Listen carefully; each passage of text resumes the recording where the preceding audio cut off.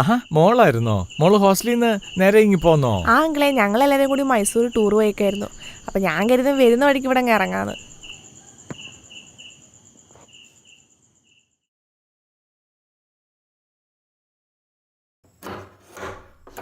ആ മോള് വന്നോ? യാത്രയൊക്കെ സുഖായിരുന്നോ? ആ സുഖായിരുന്നു. ആകെ ക്ഷീണിച്ചു പോയല്ലോ. എന്നാ പോയി വേഗം കുളിച്ച് ഫ്രഷ് ആയി വന്നിട്ട് വല്ലതും ഭക്ഷണം കഴിക്കാം.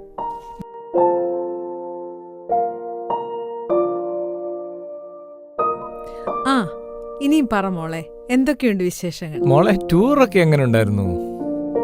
ഓ ശോകായിരുന്നു. സ്റ്റാറ്റസ് ഇടാൻ കുറച്ച് ഫോട്ടോസ് എടുത്തു, പിന്നെ കുറച്ച് തുള്ളിച്ചാടി. എല്ലാ ടൂറും അത്രയൊക്കെ തന്നെ ഉള്ളൂ.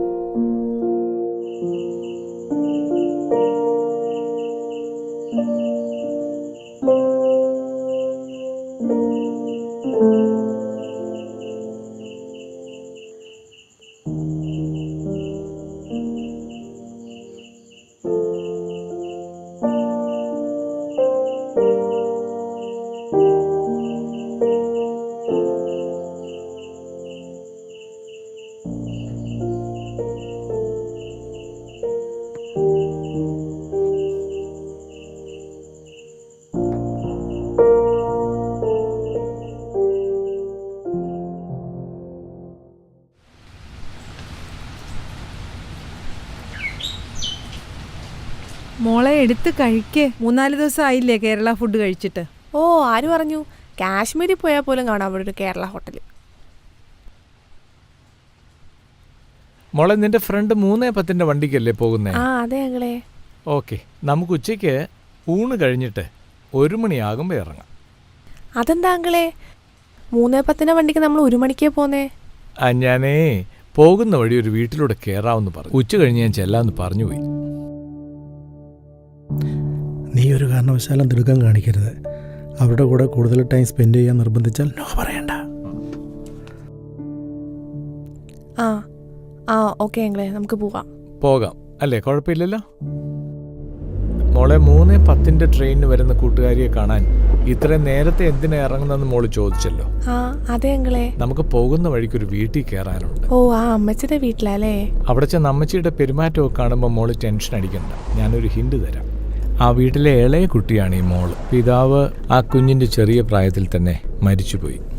നന്നായി പഠിക്കുന്ന കുട്ടിയാണ്. പക്ഷെ പഠിത്തത്തിനിടയിൽ ഒരു പ്രണയം കടന്നു വന്നു. സാധാരണ കുട്ടികൾക്കുള്ളതുപോലെ പ്രണയമാണ്, മാറിക്കോളും എന്നമ്മ വിചാരിച്ചു. പക്ഷേ മാർക്ക് കുറഞ്ഞും ഇത് സീരിയസ് ആണെന്ന് അമ്മയ്ക്ക് ബോധ്യമായപ്പോൾ കൗൺസിലർ അടുത്ത് കൊണ്ടുപോയി. കൗൺസിലിംഗ് കഴിഞ്ഞു കുട്ടി അതെല്ലാം വിട്ടതായിട്ട് അമ്മയോട് പറഞ്ഞു. അമ്മ അത് വിശ്വസിച്ചു. പഠനം കഴിഞ്ഞു, ജോലി കിട്ടി. പക്ഷേ കല്യാണ ആലോചനകൾ വരുമ്പോൾ പല കാരണങ്ങൾ പറഞ്ഞ് കുട്ടി കല്യാണം മുടക്കുന്നു. അപ്പോൾ അമ്മയ്ക്ക് വീണ്ടും ഒരു സംശയം വന്നു. വീണ്ടും കൗൺസിലിങ്ങിന് കൊണ്ടുപോയി. അവളെല്ലാം ഉപേക്ഷിച്ചതായിട്ട്, തിരികെ വന്ന പ്രണയവും വേണ്ടാന്ന് വെച്ചതായിട്ട്, അമ്മയെ വേദനിപ്പിക്കാൻ താല്പര്യമില്ല എന്നൊക്കെ തുറന്നു പറഞ്ഞു.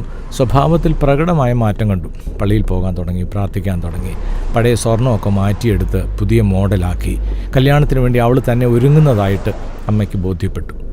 അതുകൊണ്ട് തന്നെ അമ്മയുടെ സംശയം നീങ്ങി. എല്ലാ ക്രമീകരണങ്ങളും നടന്നു. വിവാഹ നിശ്ചയവും നടന്നു. വിവാഹത്തിൻ്റെ അന്ന് രാവിലെ പുതിയ ജീവിതം തുടങ്ങുകയല്ലേ, ഞാൻ പള്ളിയിൽ പോയി ഒന്ന് പ്രാർത്ഥിച്ചിട്ട് വരാമെന്ന് പറഞ്ഞ് കുട്ടി അമ്മയുടെ പെർമിഷൻ മേടിച്ചു. വെളുപ്പിനെ ഒരു 4-4:30 മണി ആയതേ ഉള്ളൂ. നേരം പരപരാ വെളുത്തു വരുന്നതേ ഉള്ളൂ. അമ്മ പറഞ്ഞു, നീ ആരെയും കൂട്ടിക്കൊണ്ട് വെക്കൂ. അവൾ കുടുംബത്തിലുണ്ടായിരുന്ന ഒരു ബ്രദറിനെയും കൂട്ടിക്കൊണ്ട് അവരുടെ കാറിൽ പള്ളിയിലേക്ക് പോയി. ഒരു കുരിശുപള്ളിയാണ്, തുറന്നിട്ടിരിക്കുന്ന, വാതിലുകൾ അടയ്ക്കാതെ 24 മണിക്കൂറും തുറന്നിട്ടിരിക്കുന്ന, ആർക്കും ഏത് സമയത്തും വന്ന് പ്രാർത്ഥിക്കാൻ അനുവാദമുള്ളൊരു പള്ളി. ആ പള്ളിയുടെ ഒരു അല്പം അകലെ കാറ് പാർക്ക് ചെയ്യാൻ പറഞ്ഞു. ആ പയ്യൻ അവിടെ കാറ് പാർക്ക് ചെയ്തു. എന്നിട്ട് ഇവൾ പള്ളിയിലേക്ക് നടന്നുപോയി. പക്ഷേ കുറേ സമയമായിട്ടും കാണാഞ്ഞപ്പോൾ ഇവൻ ചെന്ന് പള്ളിക്കകത്ത് നോക്കി, അവളെ കാണുന്നില്ല. പള്ളിയുടെ പിറകിൽ കാറുമായിട്ട് വെയിറ്റ് ചെയ്ത കാമുകൻ്റെ കൂടെ അവൾ ഒളിച്ചോടിപ്പോയി.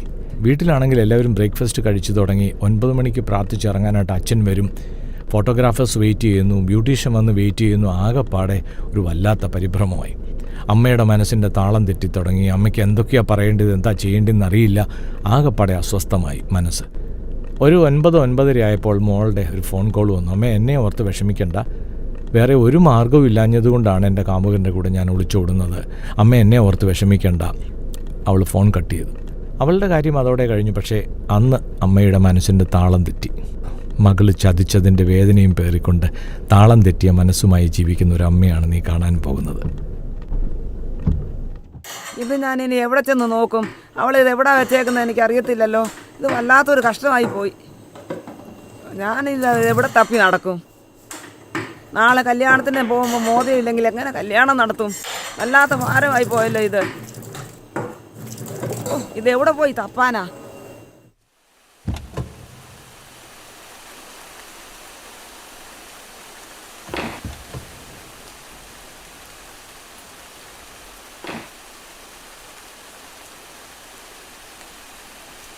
എടി മോളെ, ആ കോളിംഗ് ബെല്ല് അടിക്കുന്നത് കണ്ടോ?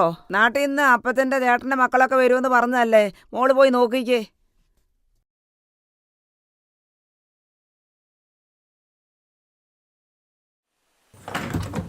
ആ, റേച്ചാനായിരുന്നോ? ബാ.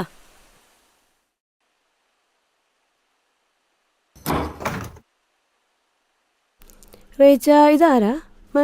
എൻ്റെ അമ്മയുടെ അനിയത്തിയുടെ മോളാ. അവളെ ഹോസ്റ്റലിൽ ബോറടിക്കുമെങ്കിൽ വീട്ടിലോട്ട് പോരും. നല്ല ആഹാരം, വീട്ടിലെ ആഹാരം കഴിക്കാമല്ലോ. ആ, ശരി. വല്ലാത്ത കഷ്ടമായി പോയല്ലോ. ഇത് എവിടെ ചെന്ന് തപ്പും? അമ്മ എന്തായി തപ്പിക്കൊണ്ടിരിക്കുന്നേ? ഓ, എന്നോ പറയാനാ. കല്യാണത്തിന് വാഴ്ത്താനുള്ള മോതിരമാ. അവൾ അത് എവിടെ കൊണ്ടുവച്ചെന്ന് അറിയത്തില്ല. മോതിരം കണ്ടില്ലല്ലേ? ഓ, കണ്ടില്ല. അച്ഛൻ ചോദിക്കുമ്പോ ഞാൻ എന്തോ പറയുന്നേ? ഇവിടെങ്ങും കാണാനില്ല. സാരയില്ല, നമുക്ക് തപ്പിയെടുക്കാം. അമ്മ വിഷമിക്കണ്ട കേട്ടോ. ഓ, ശരി. അമ്മ ഇപ്പൊ ലേശം പുറകോട്ടാ. പഴയ അസുഖം വീണ്ടും തുടങ്ങിയിട്ടുണ്ട്. മരുന്നിപ്പൊ കൃത്യമായിട്ട് കഴിക്കുന്നുണ്ടോ? ഓ, ഇല്ല. മോനെ, ഞാൻ എൻ്റെ മോളെ നല്ല ദൈവഭയത്തിൽ വളർത്തിയതാ. അവൾ പ്രാർത്ഥിക്കാൻ പോയിരിക്കുക പള്ളിയില്. മോൻ ഇവിടെ വന്നിരിക്കേ. ഇതൊരു കല്യാണ വീടല്ലേ? ഈ പെണ്ണൊരുത്തി എന്തെല്ലാം നോക്കി നടത്തണം. എൻ്റെ കുഞ്ഞിൻ്റെ മലക്കപ്രായത്തിൽ അങ്ങേരിട്ടേച്ച് പോയതാ. ഈ ഭാരം മുഴുവനും ഈ പെണ്ണൊരുത്തി ചുമലിലേറ്റിക്കൊണ്ട് നടക്കണം. മോളെ, മക്കളിങ്ങി വന്നിരിക്കെ. കല്യാണത്തിന് വാഴ്ത്താൻ വെച്ച മോതിരോ മോളെ? അവൾ എവിടാ വെച്ചെന്ന് എനിക്കറിയത്തില്ല. അച്ഛൻ ചോദിക്കുമ്പം പറയാൻ പറ്റുമോ? എനിക്കറിയത്തില്ലെന്ന്. മക്കള് കണ്ടോ ആ മോതിരം എവിടാണെന്ന്?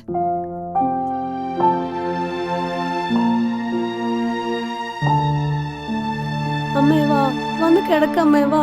ഞാൻ വന്ന് കിടക്കാനോ മക്കളെ? നാളെ വാഴ്ത്താനുള്ള മോതിരമല്ലേ? അത് കാണാനില്ലാതെ ഞാൻ എങ്ങനെ വന്ന് കിടക്കും? പള്ളിയിലച്ഛനോട് ഞാൻ എന്ത് സമാധാനം പറയും? അമ്മേ, അമ്മ വാ. അമ്മേ, അമ്മ വാ.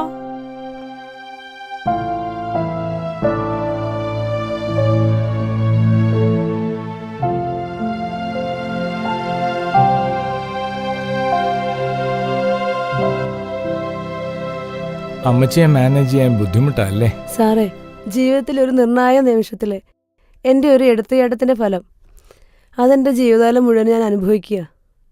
ഇനി എൻ്റെ മരണം വരെ ഞാൻ അത് അനുഭവിക്കേണ്ടി വരുമെന്നാ.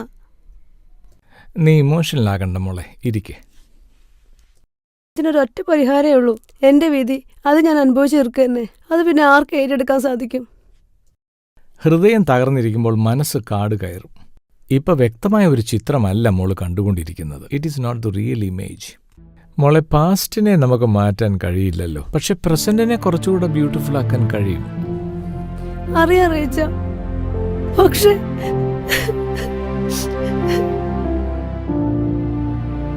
മോളെ, ഞാൻ ഒരല്പം തിരക്കില്ല.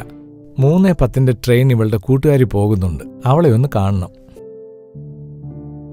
മകള് ചതിച്ചതിന്റെ വേദനയും പേറിക്കൊണ്ട് താളം തെറ്റിയ മനസ്സുമായി ജീവിക്കുന്ന ഒരു അമ്മയാണ് നീ കാണാൻ പോകുന്നത്. മോനെ, ഞാൻ എൻ്റെ മോളെ നല്ല ദൈവഭയത്തിൽ വളർത്തിയതാ. അവൾ പ്രാർത്ഥിക്കാൻ പോയിരിക്കുക പള്ളിയില്. മക്കള് കണ്ടോ ആ മോതിരം എവിടാണെന്ന്? സാറേ, ജീവിതത്തിൽ ഒരു നിർണായക നിമിഷത്തില് എൻ്റെ ഒരു എടുത്തുചാട്ടത്തിന്റെ ഫലം അതെന്റെ ജീവിതകാലം മുഴുവൻ ഞാൻ അനുഭവിക്കുക. ഇനി എൻ്റെ മരണം വരെ ഞാൻ അത് അനുഭവിക്കേണ്ടി വരുമെന്നാ. മോളെ, പാസ്റ്റിനെ നമുക്ക് മാറ്റാനായിട്ട് കഴിയില്ല, പക്ഷെ പ്രസന്റിനെ കുറച്ചുകൂടെ ബ്യൂട്ടിഫുൾ ആക്കാൻ കഴിയും. അറിയാം റീച്ച, പക്ഷേ